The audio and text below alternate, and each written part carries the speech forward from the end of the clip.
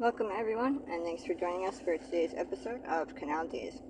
As always, I am your host Carrie, along with my co-host, founder of Historical Tours of Greater Holyoke, Robert Como. Our Canal Days series delves into the vast collection of historical sites throughout Massachusetts, with Robert's expertise of the local history as our personal guide.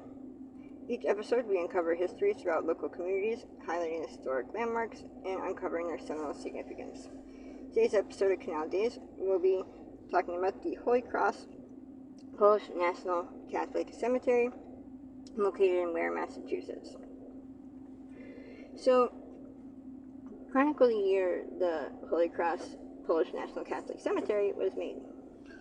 It was made in the year 1929, and so thus it's its 96th birthday this year, and it'll have a centennial in 4 years.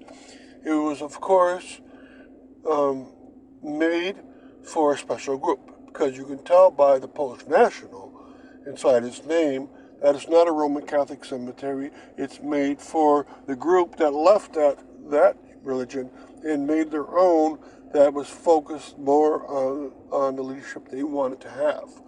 But they still identify with the Catholic Church and follows its tenets and so forth without their leadership.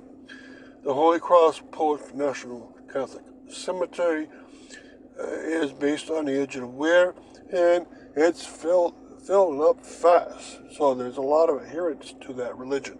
So today we're going to talk about the kind of cemetery that it is, special sections and features that it has, and what this kind of religion or church that it's associated with is all about. So stay with me, and remember there's a video that goes along with it on its own webpage that I have. And characterize the type of cemetery that this is. It's a lawn-style cemetery. That means that all stones will be in perfect straight lines with family plots available. And there's no east-west accent orientation in this modern style of cemetery. It's a style that modern Protestants and Catholic churches would use for their cemeteries, and it's very common. And this one uses to great effect. It has a lot of nice features around it too. It's made in this style because it fits the maximum amount of people, and it's also the easiest to care for. And I like this cemetery. You can see a lot of modern stones, but towards the back, you can see near the pasture area a special section that's for the older burials. It's right to the right side of that pasture, and we'll be talking about that.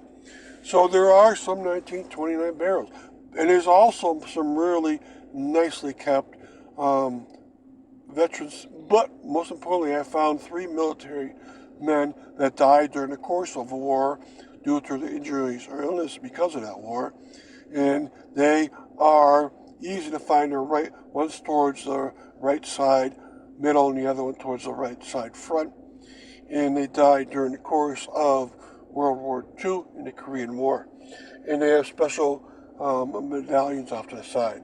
So I'm glad I was able to find those.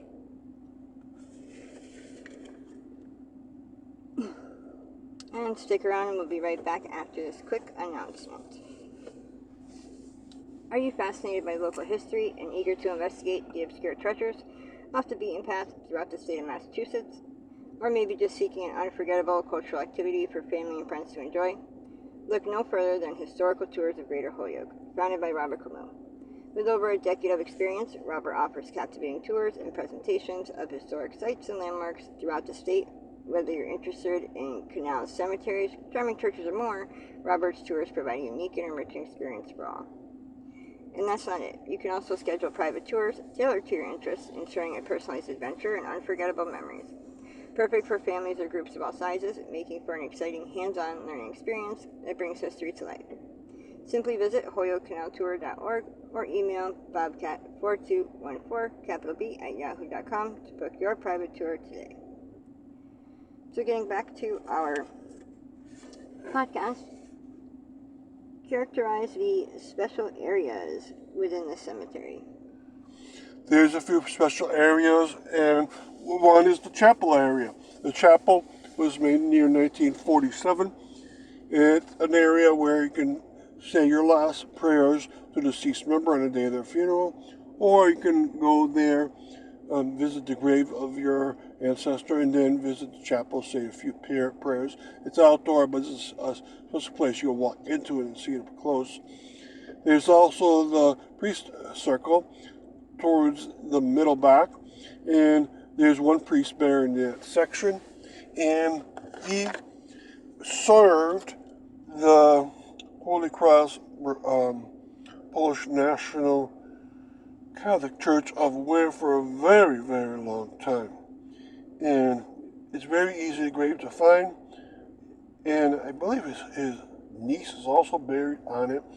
His name was Antoni Wojtelwiak, and he served in that capacity, I believe, for 41 years, 1931 to 1972. And he wasn't the founder, but he was around for a very long time, and he must have got that church going in the right direction. And his niece, Violet Lisiak, is buried with him too. He lived from 1894 to 1976, and I've read his obituary and posted it onto the webpage for the cemetery. So it makes a very nice story. And I'll keep posting information about these very important people as I find it.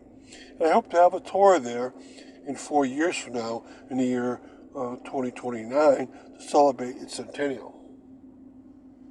And define the church associated with this particular cemetery.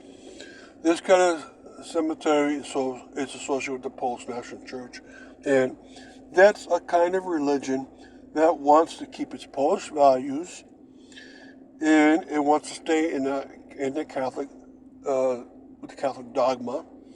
And you find them scattered around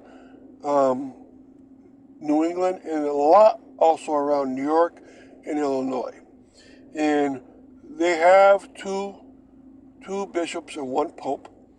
And you find them, for instance, in Springfield, Chicopee, Northampton, and in Ware, and of course other places in New England.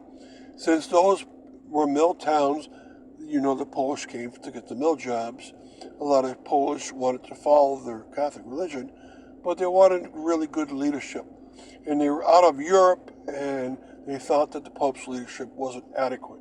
So about 120 years ago, or a little more, they started up this denomination. And it's a very interesting group, and it's a very active group. I haven't found what a church is yet, but someday I'll find it and post that to my website too.